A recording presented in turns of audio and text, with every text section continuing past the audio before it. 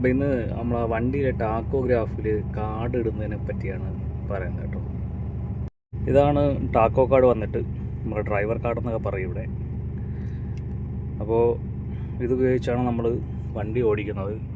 ഇതാണ് ടാക്കോഗ്രാഫ്. ഇതിലാണ് നമ്മൾ ടാക്കോ കാർഡ് ഇടുന്നത്.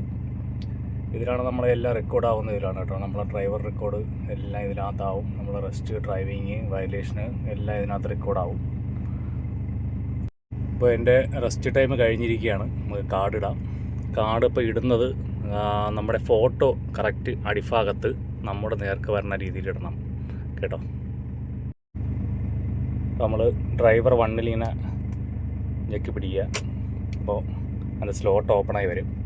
അപ്പോൾ കാർഡ് എടുത്തിട്ട് ഇങ്ങനെ കയറ്റുക. അതിന് ശേഷം തെല്ലിടുക. അപ്പോൾ നമ്മൾ പേരെഴുതി കാണിക്കും.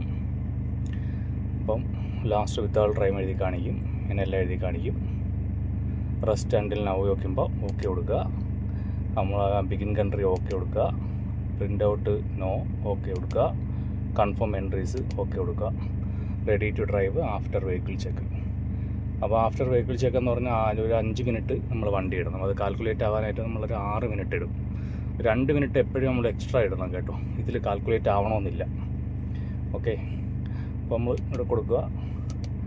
റെസ്റ്റ് അതർ വർക്ക് കൊടുക്കുക. അതർ വർക്ക് ഇട്ട് ഒരു 6 മിനിറ്റിന് ശേഷം നമുക്ക് വണ്ടി എടുക്കാൻ പറ്റും. ഓക്കെ.